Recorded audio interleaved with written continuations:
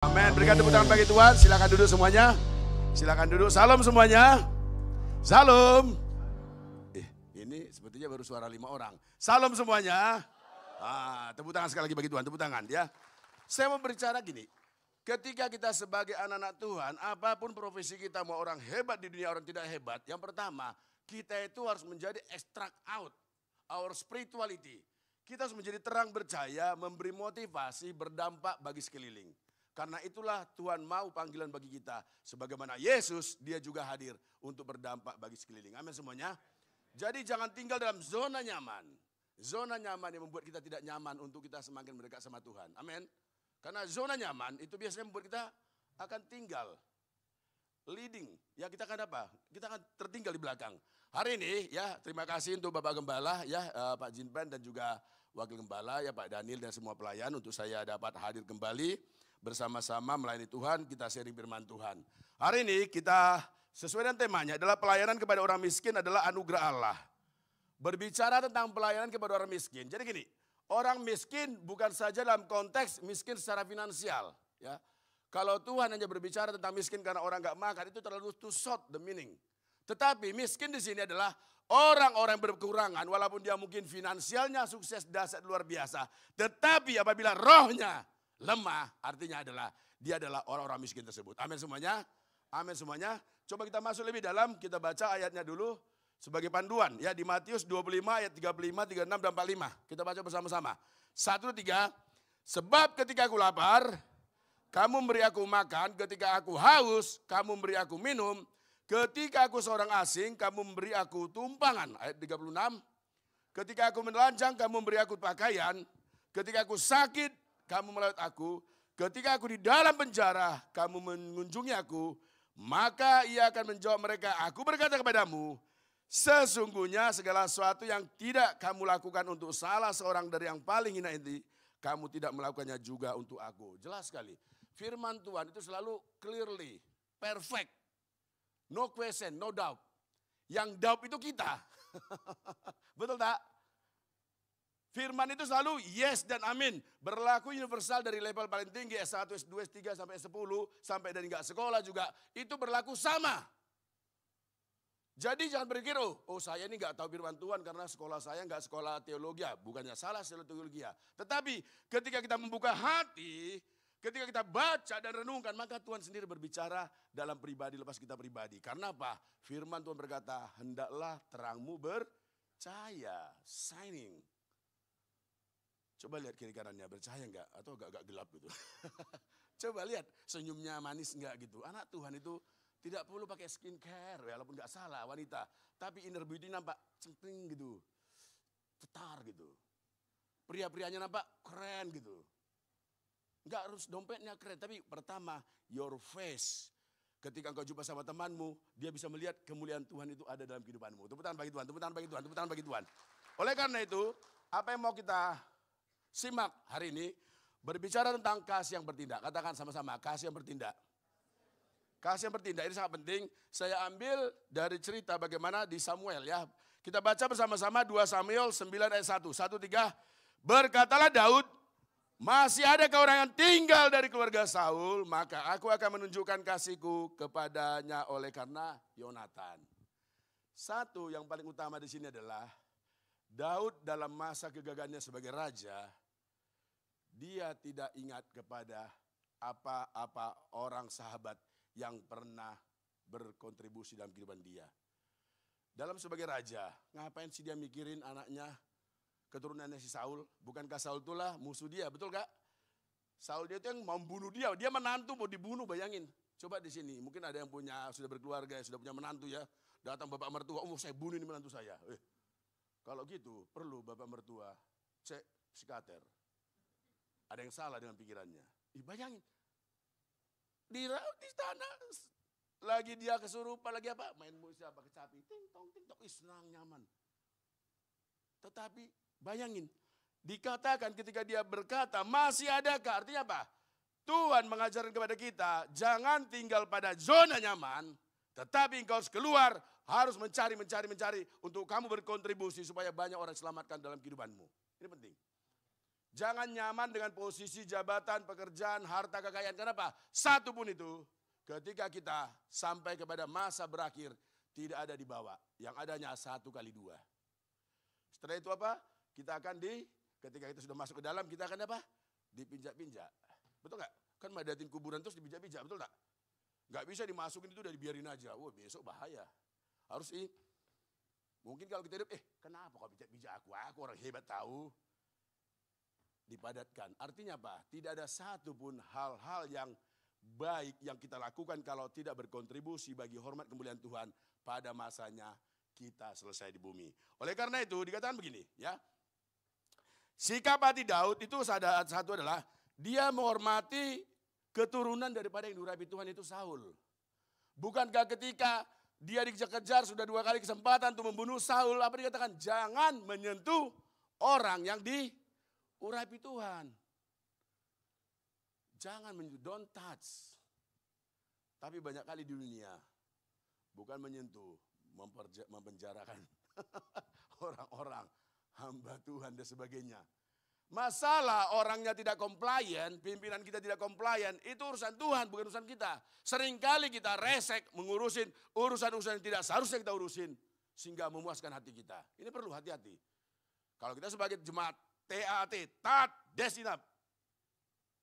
Tidak ada yang lain. Ini penting. Dikatakan begini ya, Daud disukai Allah karena apa? Karakter. Hatinya yang selalu berpaut kepadanya, ketulusannya, kerendahan hatinya selalu bertanya, minta sama Tuhan. Dia juga salah tentang apa? Tentang Betseba, tentang mandi dilihatnya, cewek cantik, I want to sleep with her. Suaminya Uria, suruh perang jauh. Salah enggak? Salah.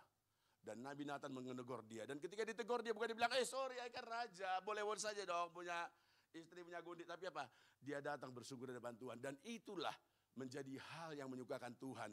Ketika kita mau bertobat, mau mengakui kesalahan. Seringkali kita merasa paling benar. Saya benar, gak mau saya disalahkan.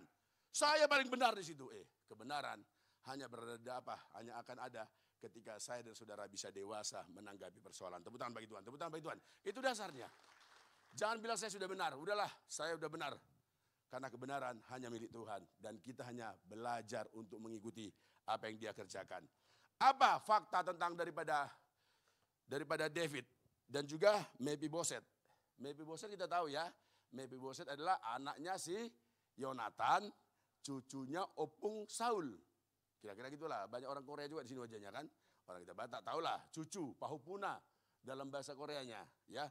Yang pertama adalah Mephiboset adalah anak Yonatan, cucu Saul. Nah, ini kita baca bersama-sama 2 Samuel 9:3.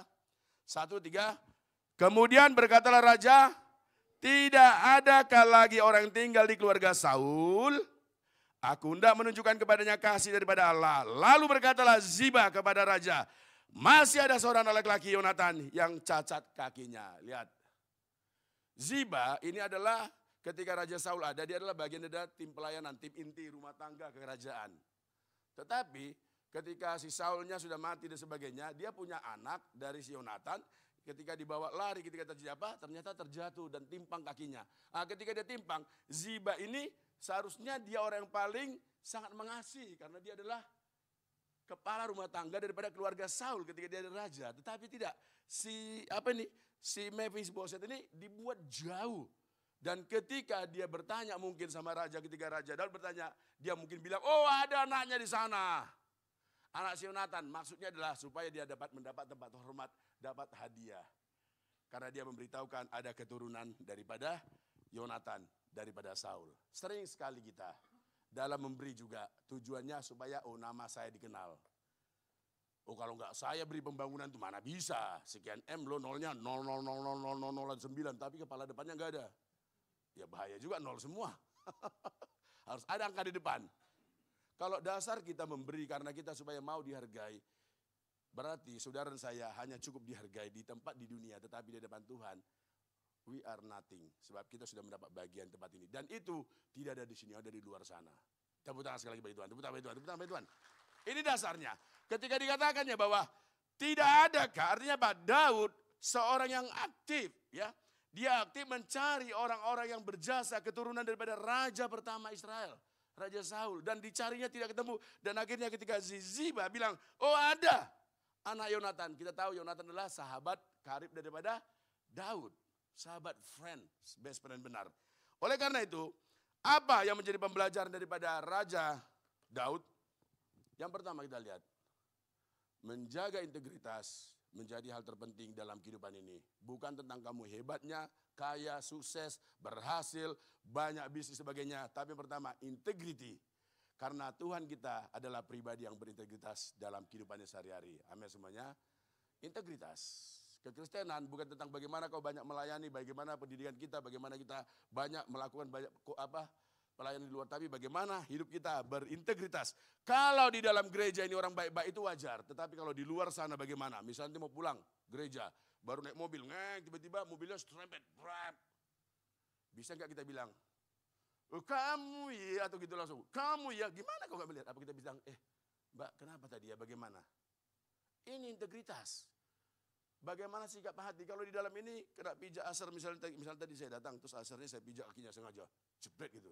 Kira-kira dia marah sama saya? Paling-paling, oh enggak apa-apa, enggak apa-apa. Dalam hati aku sengaja misalnya gitu. Pertanyaannya ketika di luar, di lampu merah, ada mak-mak sen kiri belok kanan. Kamu mau ke kiri, ternyata dia ke kanan, akhirnya mau kena tabrak, jatuh. Apa kita bilang, Bu hati-hati Bu, apa itu? Ibu, kenapa sen kiri belok kanan? Ini adalah salah satu poin yang perlu kita perhatikan. Karena apa? Terang percaya itu bukan di dalam tetapi di luar.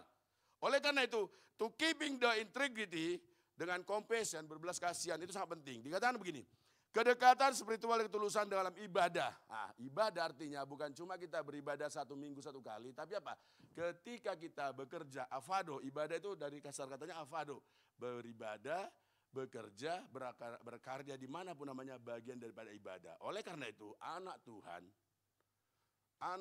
dimanapun bekerja harus menjadi excellent, one step ahead, bukan one step behind. Kau harus kompeten. Yesus berkata, kalau kamu disuruh berjalan 2 mil, 1 mil, berjalanlah bersama dia 2 mil. Artinya anak Tuhan selalu melakukan the best. Walaupun dunia tidak memikirkan, itulah panggilan untuk kita menjadi terang percaya. Tepuk tangan bagi Tuhan, tepuk tangan bagi Tuhan. Itu dasarnya. Jadi kalau ada anak Tuhan, pelayanan rajin luar biasa, tetapi di luar sana es kosong bekerja. Lambat, kerjanya bad, selalu salah-salah, dikasih tanggung jawab, kerja 1 minggu, selesai 2 bulan. Kalau kita sebagai majikan, jujur ya, boleh jujur? Boleh jujur? Kira-kira kalau ada karyawan kita gitu, walaupun dia bagian orang suka berdoa, selalu sebelum dia bekerja berdoa luar biasa, berapi-api sampai bergoncang semua ruangan itu. Tapi disuruh 1 minggu, orang kedar aja orang dunia bisa 3 hari, dia enggak 2 bulan. Alasannya, Pak, sorry Pak, banyak kali jadwal saya pelayanan katanya. Sebagai orang pebisnis, maka aku bilang, kamu enggak cocok di sini. Kalau kita menjadi orang the best dalam pelayanan, the best juga engkau di marketplace. Karena terang percaya itu bukan dalam ruang gereja, tapi apa di luar sana. Sehingga orang melihat, jemaat BCP, keren kali. Bapak itu bekerjanya, mantap sekali. Di mana gerejanya? Siapa Bapak gembalanya? Saya mau beribadah besok ke sana. Tepuk tangan bagi Tuhan, tepuk tangan bagi Tuhan. Sehingga tempat ini akan penuh, nggak muat lagi, dibuat lantai 3. Lantai 2, naikin lagi, lantai 3 lagi, 1 lagi. Itulah panggilan kita sebagai anak orang percaya dalam konteks menempatkan kasih. Dan dikatakan apa? Dalam tindakan dan perkataan serta kerendahan hati dan akuntabilitas. Akuntability artinya apa? Bisa dipercaya. Kalau kita tidak bisa dipercaya oleh orang dunia, bagaimana Bapak di surga akan percaya atas apa yang kau kerjakan? Tak ada.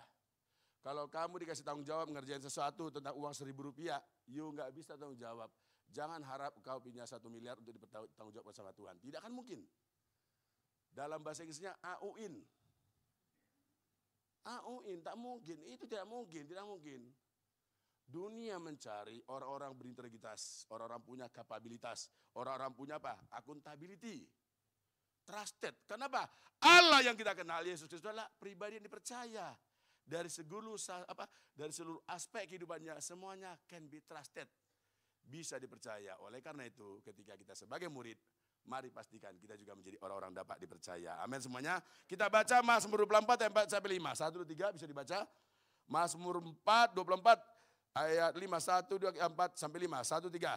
Orang yang bersih tangannya dan murni hatinya, yang tidak menyerahkan dirinya kepada penipuan dan yang tidak bersumpah palsu, dialah yang akan menerima berkat dari Tuhan dan dari keadilan Allah yang menyelamatkan dia. Jelas. Orang yang menerima keadilan, penyertaan, luar biasa dahsyat itu adalah orang yang bersih hatinya.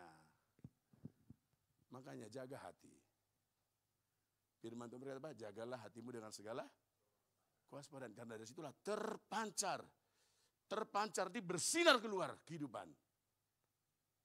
Bukan karena engkau ganteng, operasi sana, operasi sini, cantiknya luar biasa. Tapi kalau inner beauty enggak ada, itu akan hilang. Loss. Tapi kalau kamu beraktivitas pagi hari jumpa sahabatmu, apa kabar bro? Tuhan Yesus baik. Ketika kau goncang second tangannya, maka apa? Transform spirit ilahi itu datar. Dan dia akan terkejut, dia akan menyala. Apa kabar bu? Iya aduh pusing kali aku, keluarga masalah, anak masalah, bisnis masalah, gak tahu lah. Tapi haleluya tetap haleluya. Akhirnya jadi halelupa. Karena lupa kita. Jadi Tuhan itu membuat terjadi persoalan-persoalan dalam kehidupan ini bukan supaya kita menjadi jatuh, tetapi apa? Supaya kita tak mengandalkan dia sebagaimana Daud tetap menjadi pribadi yang kompeten, yang excellent, yang selalu mengandalkan Tuhan sehingga dalam segala apapun dia tetap menjadi orang-orang. Sehingga Tuhan bilang, ini my blue eyes boy, bagaikan biji mata pada Allah, kesayanganku. Itu dasarnya, jadi integritas. Yang kedua dikatakan begini, ada 4. Yang kedua, Mephiboset cacat fisik, lumpuh, tinggal di rumah Makir bin Amael di Lodebar. Ini kalau kita lihat ceritanya, Lodebar ini istilahnya gini, jauh sekali dari istana raja. Ketika sudah si Saulnya meninggal, ketika pemerintahan berganti sama si Ziba tadi, dibawalah dia dan dia tidak tinggal di rumah lingkungan istana raja. Dia dititipkan kepada seorang hamba namanya apa? Makir bin Ali Amiel. Jauh sekali. Artinya apa? Sekalipun kita ditinggalkan jauh dari banyak persoalan, dari berbagai ragam persoalan yang ada dalam kehidupan kita. Sekalipun kita sepertinya tidak diperhitungkan sebagai orang-orang di dunia, tetapi menjaga integritas. Sebagaimana 2 Samuel 9:8, ya, dikatakan Mephiboset. Kita baca bersama-sama. 1, 3. Lalu sujudlah Mephiboset dan berkata, apakah hambamu ini sehingga engkau menghiraukan anjing mati seperti aku? Bayangin. Mephiboset keturunan raja, masih cucu, belum cicit, masih jauh. Saul, Yonatan, Mephiboset. Artinya masih levelnya, ya kita lihatlah kalau sekarang. Cucu Presiden Soekarno, masih keren. Walau presiden udah berapa periode kan. Cucu presiden apa semua. Ini cucu raja Israel pertama. Dia dengan ketimpangan, dengan kecacatannya, tinggal jauh, tidak diperhatikan. Ziba itu orang kepercayaan daripada Saul itu menaruh dia sama orang, tinggal. Artinya apa? Kamu tidak bisa lagi diharapkan, kamu tidak bisa lagi ngapa-ngapain. Karena kau cacat. Dan ketika Raja Daud datang, ketika Raja Daud panggil dia, dikatakannya, menghiraukan aku seperti anjing mati. Anjing adalah hewan yang begitu hina dalam budaya Yahudi. Dan dia bilang, saya seperti anjing mati. Bisa enggak kita merendahkan diri serendah-rendahnya seperti bagaimana Mephiboset kerjakan? Atau kita bilang, hei, apalagi kalau kita Batak, banyak orang Batak yang aku anak raja, raja guguk. Aku anak raja tahu. Holan anak raja sudah, itu Horas tahu enggak harusnya Horas. Holan anak raja sudah. Makanya orang Batak itu jumpa kalau pejabat-pejabat banyak itu udah ribut dia bisa kenapa? Sama-sama raja. Aku anak raja, dia anak raja, kamu juga anak raja. Tapi dalam konteks kedegilan, kemarahan, waktunya nggak bisa digalakkan, nggak bisa diprotes. Kita lihat kemarin ketika tahun politik, ya banyak sekali orang Batak Sumatera Utara maju, nggak mau ngalah. Satu daerah ada berapa 3? Kalau kau bisa, saya juga bisa pasti. Ini budaya-budaya yang tidak mau memberikan giveaway.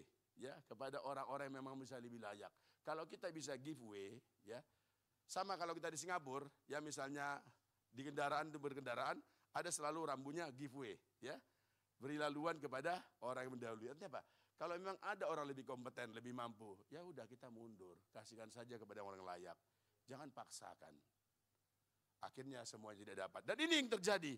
Dikatakannya, apakah hambamu ini sehingga engkau menghiraukan aku? Kenapa kau panggil aku ke istana? Aku ini rumahku jauh sekali di sana, di pojok, di pojok, di pojok, di pojok. Dan tidak ada yang menghiraukan aku.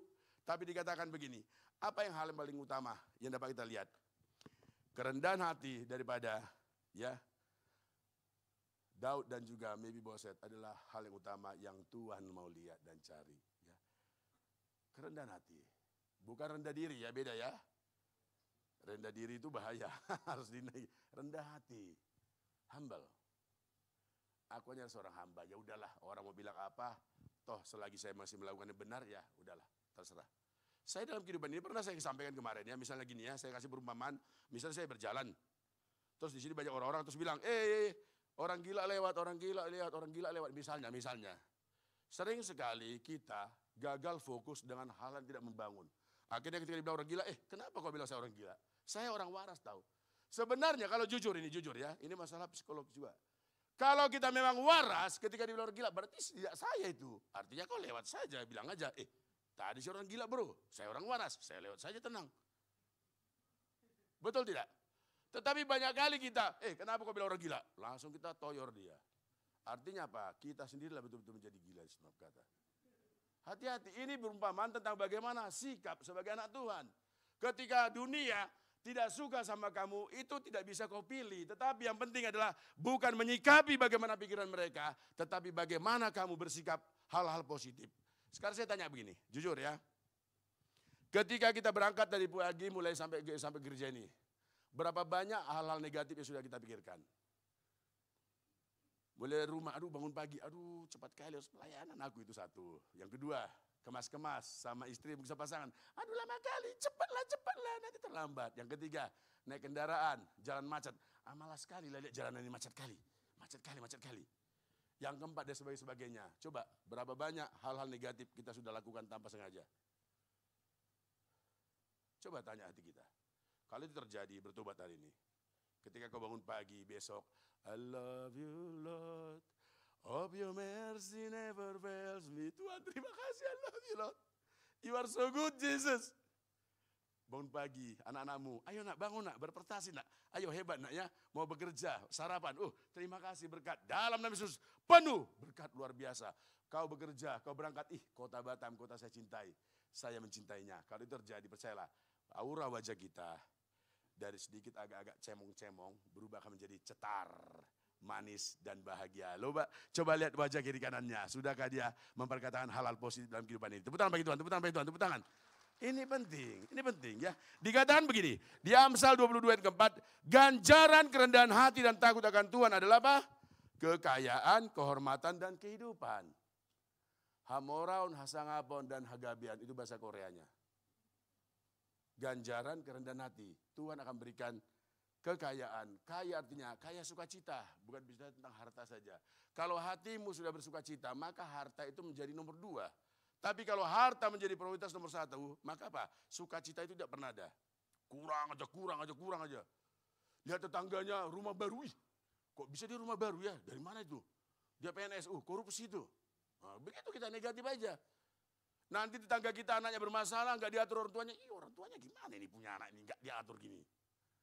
Kalau kita orang bukan positif, Tuhan, kalau tetangga aku juga diberkati luar biasa, aku mau remah-remahnya juga ada sama hidupku. Aku juga diberkati. Tepuk tangan bagi Tuhan, tepuk tangan. Itulah pikiran-pikiran yang harus kita bangun sebagai anak Tuhan. Gereja perlu dibangun, dipanggil. Kenapa? Dunia sekarang tanpa batas, kita berinteraksi banyak orang, banyak beda kepercayaan, beda semuanya. Ketika kita tetap tidak bisa dengan jati diri kita menjadi berkat, menjadi jawaban, maka kita akan keseleo. Pasti jatuh dan akhirnya kita bilang, samanya kita, tak ada bedanya rupanya. Sudahlah. Ini penting ya. Oleh karena itu ya dikatakan ya, dia sampai apa? Putra Yonatan itu apa? Putra Yonatan cucu Raja Daud, cacat fisik, hidup di pengasingan di Lodebar, merasa dirinya sangat hina dan tidak layak menerima perlakuan istimewa dari Raja Daud. Ia membandingkan dirinya dengan anjing mati untuk menunjukkan rasa rendah dirinya yang mendalam. Biarlah orang menghina saya. Toh saya nggak melakukan yang salah kok. Yang penting Tuhan itu menyertai saya. Itu dasar.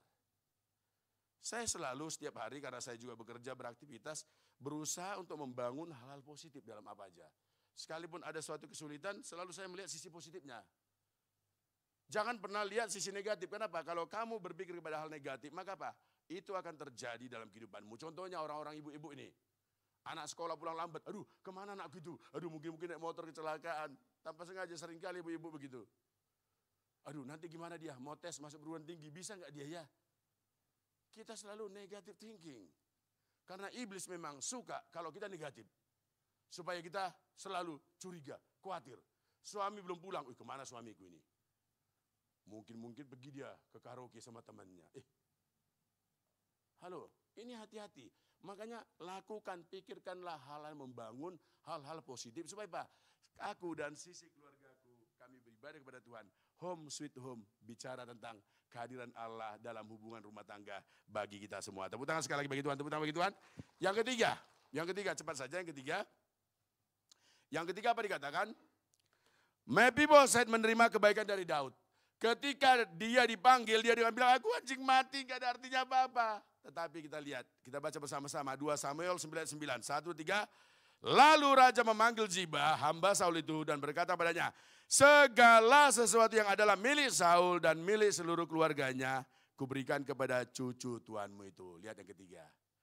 Kalau kita hidup benar bersama Tuhan, maka yang lain-lain, DLLL, eksaktra, bla bla bla semuanya itu, pasti Tuhan akan berikan berdasarkan daripada Tuhan kehendak dalam kehidupan kita. Jadi gini kawan-kawan ya, bapak-bapak, ibu-ibu ya. Kadang kenapa kita sepertinya ya maaf kata dalam bahasa dunia, kok saya sepertinya nggak diberkati loh, kok biasa-biasa ekonomi, kok pas-pasan, kok orang lain tuh orang dunia, orang biasa diberkati. Ingat ya, ini saya beritahu ya. Bukannya nggak bisa Tuhan memberkati kita, dikasihnya kita satu hari ini semuanya rekeningnya 100 miliar semuanya. Pertanyakan ya, kita tadi malam misalnya semua 100 miliar, brum, lihat 0,0000 sampai kamu sampai E, kalau kalkulator tuh E dia kan. Tapi di depannya ada angka dong, harus ada angka 1 gitu kan, angka 2 ya. Pertanyaan saya, apakah hari ini kita masih tetap beribadah di tempat ini? Jujur. Misalnya tadi malam punya 100 miliar semuanya. Terus tinggal telepon sama Bapak Daniel. Pak Daniel, sorry Pak, saya nampaknya hari ini buru-buru harus ke Jakarta Pak, saudara saya. Oh sorry Pak, saya harus ke Singapura Pak, dan sebagainya. 100 miliar tahu, oh saya mau beli aset, mau beli apa? Kenapa? Tapi saya percaya jemaat di sini, kalau dikasih 100 miliar, semuanya hadir makin banyak. Tepuk tangan bagi Tuhan, tepuk tangan bagi Tuhan. Ya kadang-kadang mau jujur tadi Pak. Ya ini jujur, kenapa? Kejujuran itu menjadi jalan pembuka, berkat Tuhan bekerja. Tanpa kita jujur, percayalah, you will be nothing in the front of the God. Dikatakan, semua yang ada, aset-aset Raja Daud, katanya Raja Israel, itu semua dikembalikan kepada cucunya. Kenapa terjadi? Kenapa demikian? Kenapa Daud? Yang pertama, dikatakan begini, Daud menghormati perjanjian persahabatan serta kasihnya dengan Yonatan. Ingat ketika Daud dikejar-kejar sama bapaknya, Yonatan yang kasih jalan. Nanti kalau saya lemparkan panah ke sana, berarti kamu aman balik. Kalau ke sono, berarti tidak aman. Silakan kau melarikan diri. Dan ada perjanjiannya mereka. Sehingga akhirnya apa? Kasih Daud kepada Mephibosheth tentang kasih Tuhan patut diteladani dan kerjakan dalam hal apa? Mari belajar setia. Setialah, setia sampai mati. Setia, that's all. Masalah sulit gampang ya setia, that's all. Bukan tanya, aduh Tuhan, aku umurku udah lama nih Tuhan, udah kepala 4 ini, belum ada juga pria yang datang, gimana nih Tuhan? Sudahlah Tuhan, di jalan nanti ada yang jumpain negor aku, jadilah katanya. Tiba-tiba yang datang yang negor, wah dari kaum Kedar, jadi selesai. Banyak saya survei, saya juga pengamat sosial di Batam. Anak-anak hamba Tuhan dari daerah dan sebagainya, ketika di Batam, banyak menggantikan iman percayanya. Hanya gara-gara masalah sepele, masalah untuk mendapatkan teman hidup. Banyak saya melakukan survei ini, banyak sekali. Kenapa? Karena tidak bisa setia. Yang kedua, kasih karunia. Yang ketiga apa? Pelayanan. Jangan pernah gentar melayani Tuhan. Tetap semangat, tetap membara, tetap melakukan terbaik. Yang keempat apa? Rasa syukur. Selalu give thanks. Terima kasih Tuhan. Walau kamu makan sederhana, Tuhan terima kasih. Ingat ya, Tuhan itu bukan melihat, oh makanan berkualitas. Kalau maunya kita sih seperti mendapat makanan dari surga, roti mana. Satu bangsa yang punya excellent kan apa? Dapat makanan dari surga langsung, roti mana itu dari surga, dimakan. Tapi umat Israel juga bosan. Apapun makananmu, apapun apa yang kau kerjakan, tetap bersyukur. Tuhan, thanks Jesus. Walau cuma telur ceplok, anak kos, nasi, bulan tua misalnya ya. Jesus bless this food. In the name of Jesus, amen. Ketika kekuatan diberkati, maka itu menjadi sebuah kekuatan dahsyat terjadi dalam kehidupanmu. Yang ketiga, berikutnya katanya apa? Pemulihan. Ketika kita melayani, kita pulih hati kita. Jangan bawa masa lalu. Karena orang yang tinggal dalam masa lalu tidak pernah akan maju. Karena dia akan tertinggal dengan masa lalunya. Selalu berpikir masa depan. Saya berjalan, dikatakan Rasul baru, berjalan sampai pada titik akhir. Jangan pernah mundur, karena jadi mundur maka akan menjadi tiang garam seperti daripada ya, istri daripada Lot. Berikutnya apa? Ketaatan. Dan terakhir persekutuan. Berfellowship dengan sesama anak-anak Tuhan itu sangat penting sekali. Amin semuanya. Berfellowship. Ikut cool. Apa? Cell group. Apa namanya sini Pak? Cell group apa namanya? FA. Harus. Jangan bilang, aduh gak ada waktu gue FA. Karena kalau kita sakit di rumah sakit, yang datang pertama adalah rekan-rekan FA kita. Tak datang saudara kita dari kampung pertama. Tak datang. Apalagi suka-suka, saya suka online saja Pak. Karena apa? Ketika kita meninggal, pendeta di online itu tidak bisa menghubungkan kita. Coba, enak kali yang bantuan itu bagus sekali. Aku mau online aja. Banyak kali menerima apa kebenaran. Oke, betul. Tapi besok kamu ketika meninggal, kau panggil dia, tidak kenal sama kamu dia. Makanya setialah dengan pengembalaan di mana kita berada. Proses. Dikatakan begini, Kisah 13 ayat 22 kita baca. Setelah Saul disingkirkan, Allah mengangkat Daud menjadi raja mereka. Tentang Daud, Allah telah menyatakan, aku telah mendapatkan Daud bin Isai, seorang yang berkenan di hatiku dan yang melakukan segala kehendakku. Artinya gini, Saul itu dikasih kesempatan 40 tahun. Dari raja sampai dia betul-betul tidak dipakai Tuhan. Sama dengan begini, saudara dan saya dikasih kesempatan oleh Tuhan untuk menempatkan belas kasihan. Menjadi orang yang komplain, orang yang memiliki simpati, empati kepada sesama. Bukan tentang uang saja, no. Waktu, tenaga, pikiran. Saya kemarin gini, saya bilang ya gini, cuma ini saya rahasiakan namanya. Karena saya kan banyak berinteraksi dengan para hamba Tuhan dari seluruh gereja. Ada kemarin, suatu saat saya kenal pejabat di gereja, di pulau, ya. Dia begini, dia telepon saya, biasa saya lagi di Morning Bakery ngopi, kalau Sabtu biasanya ngobrol. Akhir kata dia cerita, Pak, sorry Pak, saya merasa lonely. Apa sih Bapak ini lonely? Lonely gimana? Bapak itu kan pimpinan begini, aras gereja, bla bla bla bla bla. Iya Pak, saya sudah melayani sebagai pendeta, tapi saya itu sudah merasa lost motivation. Saya tidak bergairah lagi melayani, bayangin. Ketika itu suara ada begitu, saya langsung keluar, cari ruangan yang senyap. Telepon, jelaskan, berikan motivasi, coaching dan sebagainya. Akhir daripada sekitar 1 jam bertelepon. Akhirnya Pak, terima kasih, saya merasa dikuatkan, saya merasa segar kembali. Bayangin, melalui telepon juga kita bisa mengcoaching orang. Oleh karena itu handphone kita mahal-mahal. iPhone berapa sekarang? 16 Pro dan sebagainya. Kalau cuma lihat WA saja, lihat trading saham kita, tabungan kita, aduh. Sorry, ya Tuhan tidak kata itu. Tapi kalau handphone bagus-bagus, kamu gunakan komunikasi. Mertua, keluarga, semuanya siapapun ada masalah, kamu coaching, kamu berikan hal-hal baik membangun. Maka mereka akan merasakan sukacita kebaikan Tuhan melalui hidup saya dan saudara. Tepuk tangan bagi Tuhan, tepuk tangan bagi Tuhan. Yang terakhir, ada 13 menit lagi yang terakhir. Kalau yang terakhir biasanya kita sangat suka. Yang terakhir, yang keempat, Mephiboset makan sidangan dengan Daud. Yang terakhir, ketika ketaatan menjadi dasar hidup kita, walau kita seburuk-buruknya, ruk, maka kita akan diangkat, akan bersama-sama menyantap bersama dengan hidangan raja. Coba kira-kira kita ini jemaat daripada tempat ini, diundang besok ke rumah Istana Raja, ke Istana Negara oleh Pak Prabowo untuk makan bersama. Kira-kira apa terjadi? Pasti pakai pakaian terbaik. Shoot, keren, wajahnya dilap-lap dulu. Senyumnya giginya, tengok Pak SBY. Terus kita datang duduk manis. Terus makannya alon-alon. Biasanya makannya dengar ngobrolan. Bayangin. Mephiboset, orang yang tidak dianggap, yang lumpuh, yang kotor, yang tinggal di ujung-ujung Israel. Dia, dikatakan begini, 2 Samuel 9:13, kita baca bersama-sama, 1-3. Demikianlah Mephiboset diam di Yerusalem, sebab ia tetap makan sidangan dengan raja, adapun kedua kakinya timpang. Artinya, ketika ketaatan, kemauan kita untuk melayani Tuhan, memberi waktu, tenaga, dan pikiran itu terjadi, maka percayalah, kita akan diangkat dia. Apa keteladanan daripada Mephiboset? Kita lihat bersama. Sikap hati, respon yang benar di hadapan Tuhan, di hadapan raja. Yang pertama, sujud menyembah kepada raja. Ketika ditimbang, dia sujud. Nggak bilang gini, saya juga cucunya Raja Saul, atasanmu tahu. Kenapa kamu nggak angkat saya? Tidak, dia sujud. Artinya apa? Humble sekali. Yang kedua apa?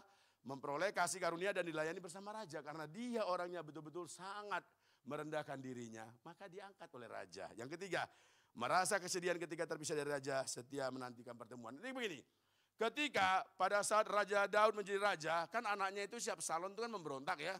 Memberontak, akhirnya apa? Raja keluar lari, gitu lari. Karena apa? Dia nggak mau frontal bersama anaknya. Apa terjadi? Mephiboset karena cacat tinggal di istana raja, dia setia nunggu Raja Daud, setia. Dia tidak bilang membelot, langsung dia bersama anaknya Absalom, tidak, dia setia. Dan dikatakan gini, tidak menuntut balas namun bersyukur pada raja atas hidup yang sudah diberi. Dan terakhir, tidak tergiur kekayaan dan memilih bersama raja. Ini begini, ketika kalau kita baca di Samuel itu, ketika Salomo masuk ke kota, itu si Ziba itu ngambil simpati, disiapinya kereta dan sebagainya, dipersiapkan untuk menyambut raja. Dan Ziba memburu-burukan daripada Mephiboset. Dan apa terjadi? Ketika dia ditawarkan harta dia itu semuanya, dibilangnya biarlah si Ziba yang pegang, saya tidak mau. Kenapa? Bagi dia bersama raja, yaitu raja sebagai Kristus, yang adalah hubungan kita baik, itu lebih utama daripada harta-harta yang ada di dunia. Oleh karena itu mari, kita bekerja boleh, bekerja keras, bisnis bagus, karena itu berkat pada Tuhan. Tetapi ingat, hubunganmu kepada Tuhan jangan sampai hanya sekedar saja. Hanya biasa-biasa saja, karena orang yang biasa-biasa, orang yang suam-suam kuku tidak akan diperhitungkan di hadapan Tuhan. Amin semuanya. Kalau mandi basah, panas-panas, dingin-dingin. Jangan ada di setengah panas, setengah dingin. Itu Tuhan. Kalau benar katakan ya, kalau tidak, selebihnya daripada iblis. That's all. Belajar kita menyikapi. Belajar, karena apa? Akhir daripada iman, deklarasi iman kita adalah kita diingatkan tentang kasih daripada Tuhan. Tentang bagaimana kita berkomitmen. Raja Daud, seorang raja berkomitmen. Raja yang berintegritas. Makanya sampai sekarang bangsa Israel pakai apa? Bintang apa benderanya apa? Star of David. Bintang Daud. Kenapa enggak bintang Saul? Kenapa bintang Daud? Tempat kontrol daripada senjata Presiden Amerika juga apa namanya? Camp David. Camp, tenda. Kenapa? Raja Daud begitu mempesona. Di hadapan Tuhan aja begitu mempesona. Tuhan sama mempesona sama dia. Kita mari. Jadi kita pribadi-pribadi yang mempesona di hadapan Tuhan. Jangan karena kau punya lebih, punya apa. Tidak. Walaupun kita sederhana, tinggal di, saya bilang pernah di rumah yang RSS. Pernah saya bilang, rumah sangat sedikit, semen susah selonjor, sangat susah. Itu enggak apa-apa. Enggak apa-apa. Karena rumah kita adalah kemah abadi ketika kita selesai di dunia. Coba kita lihat, kalau kita sering ke pemakamannya, batu nisan itu ada kadang apa? 5 tahun, 10 tahun, 20 tahun, 30 tahun, 40 tahun, 50 tahun. Artinya gini, waktu itu semuanya tidak pernah bisa kita bilang, oh saya masih muda 20 tahun, nggak usah selalu melayani Tuhan. Siapa tahu besok selesai kita. Nggak bisa lagi insert coin, game over, pip, udah. Oleh karena itu, saya dan saudara juga mungkin cacat, kotor, dan tidak layak di hadapannya, tetapi dia memiliki kasih mencari. Tuhan adalah pribadi yang mencari. Ketika kau bangun tidur, katakan, I love you Lord. Tuhan, ini aku Tuhan, it's me Jesus, I love you. Kita senang tertawa gitu, enak sekali. Masalah hari itu selesai. Tapi kalau bangun, aduh malas sekali mau kerja. Maka hari itu akan menjadi gini. Besok kamu tetap cepat stroke. Datang ke dokter spesialis, oh dokter namanya gampang aja, oh kamu gini boleh. Tetapi yang pertama banyak, hati yang gembira adalah obat. Coba kamu gembira, pasti kamu akan mengalami sukacita penuh. Sebab apa?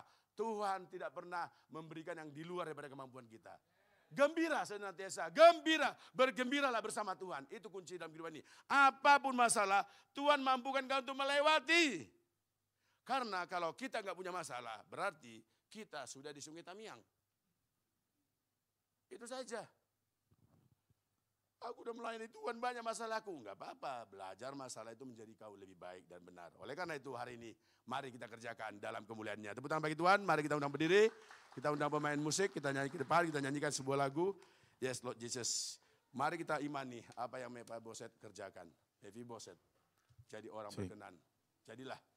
Kita mungkin tidak seperti Mephiboset, tetapi percayalah, karakter-karakter yang dilakukan akan mengubahkan hidup kita menjadi dahsyat di hadapannya. Amin semuanya, kita angkat sebuah lagu. Hati sebagai hamba. Yes, Jesus. Kita nyanyikan hati sebagai hamba. Yes, Jesus. Mari kita responi firman Tuhan hari ini. Dalam konteks kita memberi. Yes. Dalam konteks memberi. Waktu, tenaga, dan pikiranmu. Hari ini, dari kisah Mephiboset dan Raja Daud, kita belajar satu kebenaran firman Tuhan. Yes, kita angkat lagu ini. Yes, Jesus. Ku tak membawa, yes Lord, apapun juga saat ku datang ke dunia. Ku tinggal semua pada akhirnya saat ku kembali ke surga. Katakan, ku tak membawa. Ku tak membawa, yes Lord, apapun juga saat ku datang ke dunia. Ku tinggal semua, amin, pada akhirnya saat ku kembali ke surga. Katakan sepenuh hatimu, inilah yang ku punya, hati sebagai hamba yang mau taat dan setia padamu Bapa. Kemanapun ku bawa, hati yang menyembah dalam roh dan kebenaran sampai selamanya. Katakan inilah, yes Lord Jesus, hati sebagai hamba yang mau taat dan setia padamu Bapa. Kemanapun ku bawa, hati yang menyembah dalam roh dan kebenaran sampai selamanya. Musik keyboard saja dengan suara lembut. Di minggu terakhir di bulan Juli, tanpa terasa perjalanan 2025 segera berakhir menuju 2026. Mungkin kamu banyak berhasil dalam bisnis, pekerjaan, dalam banyak hal. It's good, not wrong about that. Saya tidak bilang itu salah. Kau mencari dan mencari. Tetapi pertanyaannya adalah, sudahkah di bulan Juli ini ketika perjalanan waktu, komitmen kita semua untuk kita menjadi berkat, menjadi jawaban kepada orang-orang sekitar kita, orang yang miskin secara mungkin jasmani dan rohani, keluarga dekat kita, keluarga inti kita, pasangan kita, anak kita, mertua. Kalau belum, katakan, Tuhan ampuni aku Bapa. Angkat tanganmu. Saya mau berdoa bagi Anda semua yang di tempat. Taruh tangan kananmu di kanan dan tangan kirimu di dada. Yes, angkat tangan kananmu dan taruh tangan kirimu di dada. Mari datang padanya ketika waktu masih ada. Ketika engkau masih bisa tersenyum, menarik nafas, engkau dapat berpikir berkata, God is good all the time. Yes, hari ini, angkat tanganmu. Yes, saya mau berdoa bagi Anda semuanya. Yes, Lord Jesus, saya mau berdoa hari ini. Deklarasi iman untuk peduli. Sebab Dia adalah Allah yang aktif, yang proaktif, yang mencari saudara saya yang kotor, yang berbau, yang tidak layak di hadapannya. Hari ini angkat tanganmu. Oh syakala raba ya raba syakala raba. Bapak yang surga, Bapak yang baik, Engkau melihat Bapak, tangan-tangan yang terangkat. Engkau lawan mereka Bapak, sentuh hatinya Bapak dengan urapan yang baru. Di dalam kasih setia, damai sejahtera pada Allah, diberkati, dilimpahkan. Apapun masalahmu hari ini kita putuskan. Kita ambil alih masalah-masalah, pecundang menjadi pemenang. Orang yang negatif menjadi positif. Amin. Hari ini angkat tanganmu. Terimalah. Deklarasi percaya hari ini Roh Kudus memulihkan, mengubahkan cara pandangmu tentang hidup ini. Bahwa hidup adalah anugerah dan kemuliaan Tuhan. Terimalah. Di dalam nama Tuhan Yesus Kristus, semua kita diberkati dan percaya. Bersama-sama kita katakan, amin.